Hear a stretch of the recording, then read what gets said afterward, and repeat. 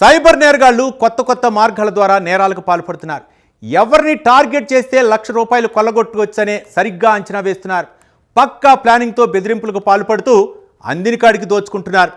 తాజాగా శ్రీకాకుళం జిల్లాలో పలాసలో నివాసం ఉంటున్న ఓ విశ్రాంత ఆర్మీ ఉద్యోగిని సైబర్ నేరగాళ్లు టార్గెట్ చేశారు.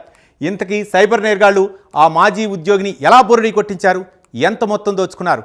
ఈ విషయాలు తెలియాలంటే ఈ స్టోరీ చూడాల్సిందే.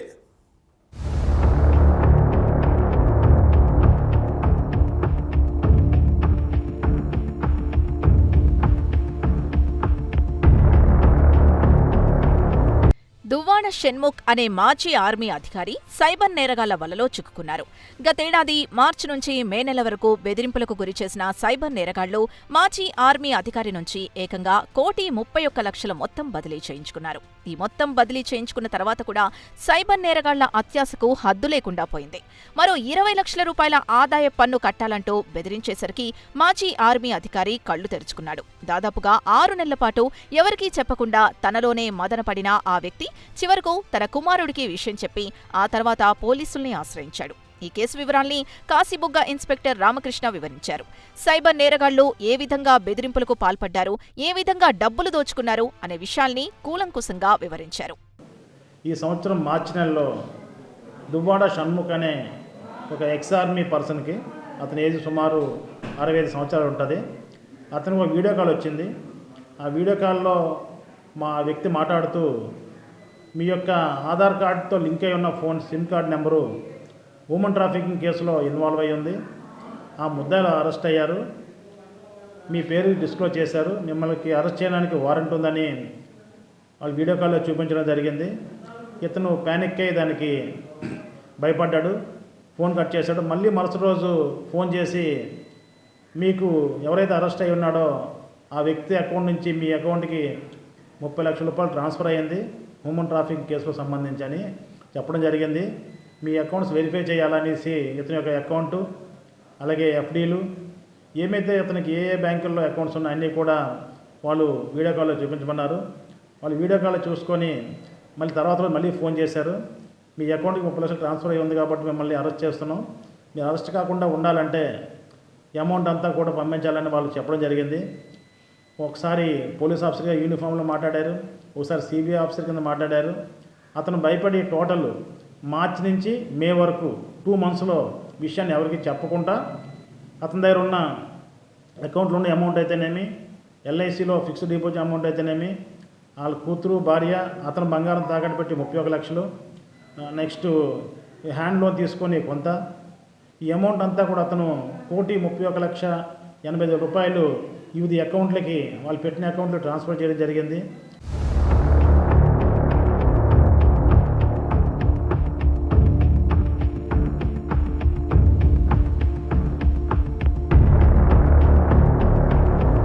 ఒక నెల రోజుల వ్యవధిలో నేరగాళ్లు మరోసారి ఫోన్ చేసి బెదిరించడం ప్రారంభించారు. ఆదాయపు పన్ను ₹20,00,000 కట్టాలని మరోసారి బెదిరించారు. దీంతో బాధితుడు తేరుకున్నాడు. తాను మోసపోయానని గ్రహించి తన కుమారుడికి విషయం చెప్పాడు. గతేడాది మార్చి నెలలో ఈ మోసం జరగ్గా తాజాగా పోలీసులకు ఫిర్యాదు చేశారు. ఆ తర్వాత 1930 నెంబర్కి కాల్ చేసి జరిగిన విషయం తెలియజేశారు. ఎస్పీ ఆదేశాలతో దర్యాప్తు ప్రారంభించిన పోలీసులు బాధితుడు ఏ అకౌంట్లకి డబ్బులు బదిలీ చేశాడో పరిశీలిస్తున్నారు. తర్వాత 1 month గ్యాప్ ఇచ్చి మళ్ళీ వారు ఇంత అమౌంట్ ట్రాన్సాక్షన్ చేశావు కాబట్టి నువ్వు ఇన్కమ్ ట్యాక్స్ ₹20,00,000 కట్టాలని బెదిరించడం జరిగింది. అప్పుడు అతను తేరుకొని వాళ్ళ అబ్బాయికి చెప్పడం జరిగింది. చెప్పి 1930 కాల్ చేశారు. కాల్ చేసిన తర్వాత అది సైబర్ క్రైమ్ అయింది, డిజిటల్ అరెస్ట్ అనే ప్లాట్ఫామ్ మీద మిమ్మల్ని మోసం చేయడం జరిగింది అని చెప్పడం జరిగింది. అందులో భాగంగా అతను 1930 ఫోన్ చేశాడు. సబ్సిక్వెంట్గా మనకి మార్చిలో జరిగిన విషయాన్ని మనకు వచ్చి ఇప్పుడు రిపోర్ట్ ఇవ్వడం జరిగింది. ఎస్పీ గారు ఆదేశాల మేరకు ఈ ఎఫ్ఐఆర్ కార్డు దర్యాప్తు చేస్తున్నాం. ఇతను ఏ ఫేక్ అకౌంట్లు ట్రాన్స్ఫర్ చేశాడో ఆ అకౌంట్ల యొక్క బెనిఫిషియరీ అకౌంట్ యొక్క డీటెయిల్ తీసుకుంటాం. సబ్సిక్వెంట్గా ఏ అకౌంట్ ట్రాన్స్ఫర్ అయ్యాయి అనేది దర్యాప్తు చేసి అమౌంట్ రికవరీ చేయడానికి ప్రయత్నం చేస్తాము.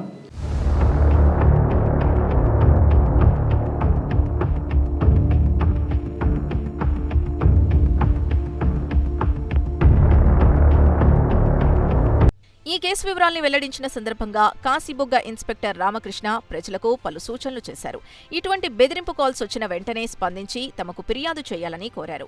ప్రజలంతా అప్రమత్తంగా ఉండాలని, వీడియో కాల్స్ చేసి బెదిరింపులకు పాల్పడుతున్న వారి పట్ల కఠినంగా వ్యవహరించాలని సూచించారు.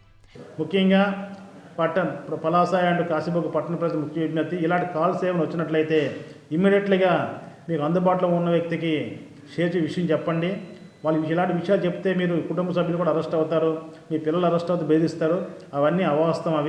అలాంటి బెదిరింపులకు బెదిరి మీ యొక్క ఆస్తిని లాస్ అవ్వద్దని పలాస పోలీస్ తరఫున, శ్రీకాకుళం జిల్లా పోలీస్ తరఫున మా ఎస్పీ గారు ఆదేశాల మేరకు ప్రజలందరికీ కూడా ఈ సమాచారాన్ని ఇస్తున్నామండి. అందరూ అప్రమత్తంగా ఉండండి. ఇలాంటి వీడియో కాల్స్ కానీ ఎవరు భయపడొద్దు. ఇవన్నీ ఫేక్. ఇది సోషల్ ప్లాట్ఫామ్ బేస్గా సైబర్ క్రైమ్ చేస్తున్నారు కాబట్టి ఎవరు భయపడొద్దు. ఇలాంటి సమాచారం వస్తే ఇమీడియట్గా మాకు 1930 కానీ లేదా పోలీస్ స్టేషన్కి కానీ మీరు ఫోన్ చేసి సమాచారం ఇచ్చినట్లయితే మేము అటువంటి నేరాలు జరగకుండా మీతో సహాయకరంగా మేము పోలీసు ఉంటామని ముఖ్యంగా ప్రజలందరికీ కోరుతున్నామండి.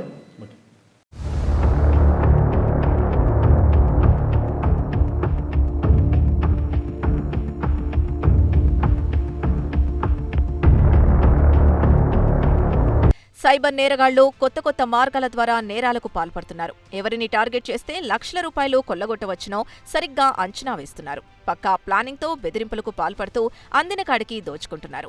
పోలీసులు ఎన్ని రకాలుగా అవగాహన కార్యక్రమాలు చేపడుతున్నా సైబర్ నేరగాళ్ల బారిన చాలా మంది పడుతున్నారు. సైబర్ వలకు చిక్కి లక్షలాది రూపాయలు పోగొట్టుకుంటున్నారు. చేతులు కాలేక ఆకులు పట్టుకున్నట్టు నేరం జరిగిన చాలా కాలం తర్వాత పోలీసుల్ని ఆశ్రయిస్తున్నారు.